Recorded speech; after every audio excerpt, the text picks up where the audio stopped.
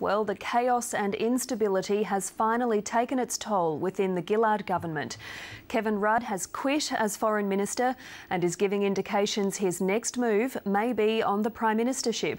Here's Chief Political Correspondent Mark Simkin in Canberra. There's been a dramatic twist in Labor's leadership soap opera. Kevin Rudd has quit as Foreign Minister and is going back to the backbench, for now at least. He made his shock announcement from the other side of the world, in Washington DC, during a media conference held at 1:30 in the morning, local time. Well, ladies and gentlemen, it is with great sadness that I announce that I will resign as Australia's Minister for Foreign Affairs. I am sad because I love this job. But while I am sad to leave this office, I am sadder still that it has come to this. The last time I resigned from a position in public office was when I resigned as Prime Minister of Australia. And regrettably, there have been some similar factors at play today. The truth is, the Australian people regard this whole affair as little better than a soap opera. And they are right. And under current circumstances, I won't be part of it. Some of Julia Gillard's most senior supporters have accused Kevin Rudd of disloyalty and have been urging the Prime Minister to sack him. One told me this afternoon the broadswords are being sharpened. Kevin Rudd would have known that and got in before they could be swung into action. When challenged today on these attacks, Prime Minister Gillard chose not to repudiate them. I can only reluctantly conclude that she therefore shares these views. The simple truth is that I cannot continue to serve as Foreign Minister if I do not have Prime Minister Gillard's support. I therefore believe the only honourable thing and the only honourable course of action is for me to resign. And I do so with a genuinely heavy heart and after much personal reflection. There's more personal reflection to come. Significantly, Kevin Rudd did not rule out challenging for the leadership of his party. Instead, he declared that the overriding question for his colleagues is who's best placed to beat Tony Abbott. And that sounds awfully like a call to arms. Mr Rudd is now going to return to Australia, talk to family, friends and political allies, presumably count some numbers, and then make a full statement on his future before Parliament resumes on Monday. I deeply believe that if the Australian Labor Party, a party of which I have been a proud member for more than 30 years, is to have the best future for our nation, then it must change fundamentally its culture and to end the power of faceless men. Australia must be governed by the people, not by the factions. But I can promise you this, there is no way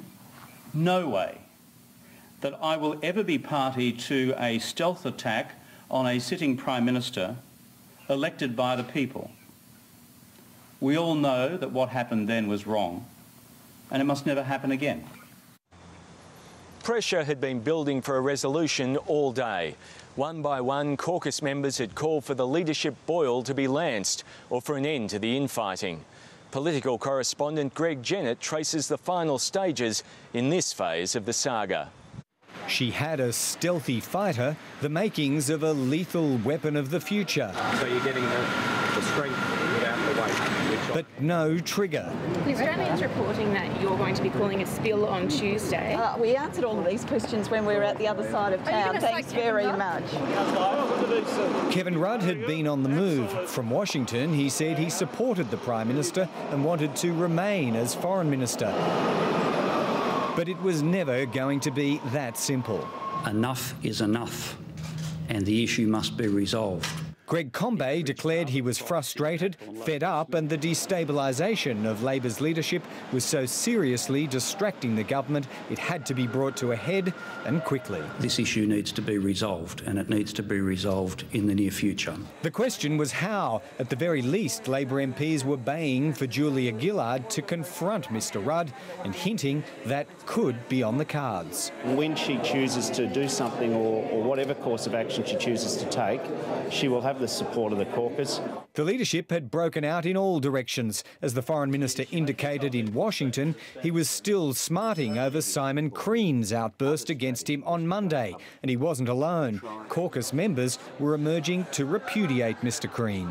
And what I feel strongly about is that in a minority government where we're trying to achieve a lot, it is important that we're all working together in terms of trying to get the things that we need to get done. I don't think it's a good look having senior ministers trashing other senior ministers publicly. We've got a lot to be proud of under his period of leadership, and he deserves a little bit of respect for that.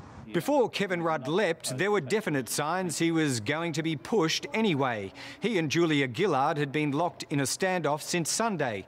But right throughout it, the Prime Minister's supporters had been watching and waiting for any slip-up that would justify his dumping. They thought they were close to finding one. But such is the intensity of this battle, Kevin Rudd was never going to let his rival have that victory. Greg Jennett, ABC News, Canberra. No word from Julia Gillard on this so far, but Tony Abbott quickly released a statement. Kevin Rudd has confirmed two things, he wrote. The faceless men are running the Labor Party, and the instability at the top of this government is damaging our country. Kevin Rudd's statement tonight confirms that this government is unworthy to continue in office. A Labor leadership challenge is a real possibility. The Ruddites say the now former Foreign Minister has already got at least 40 of the 52 votes he needs, and they hope his words and actions today will earn him some additional sympathy votes. Julia Gillard's troops scoff at that. They reckon he can only count on between 20 and 30 votes and will be crushed in a ballot. Either way, this is unlikely to be the end of a saga that's divided, distracted and demoralised a government. That's all for now from Canberra. Back to your local bulletin.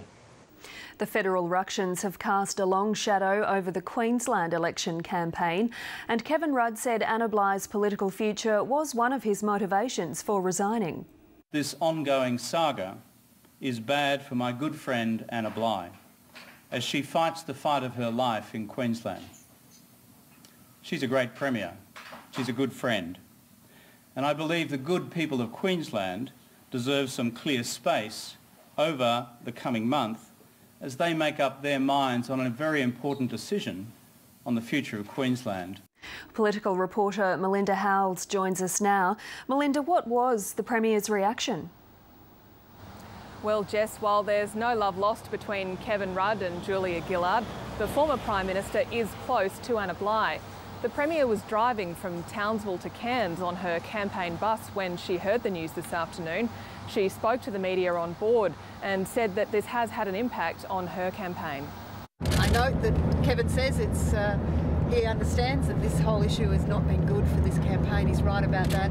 I share his views and I'm glad to see it being brought to a head. So, Melinda, what does all this mean for the campaign?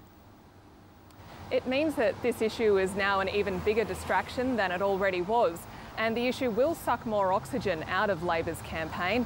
Anna Bligh is obviously hoping the situation will be resolved quickly, and the fact that the popular Queenslander could end up back in the lodge could actually help Anna Bligh's re-election bid. But for the other side, this really is a dream come true, and the LNP will be using the situation to its advantage. Campbell Newman will be hoping that voters will want to send a message to federal Labor when they go to the ballot box in Queensland on the 24th of March. Melinda Howells in Townsville, thank you.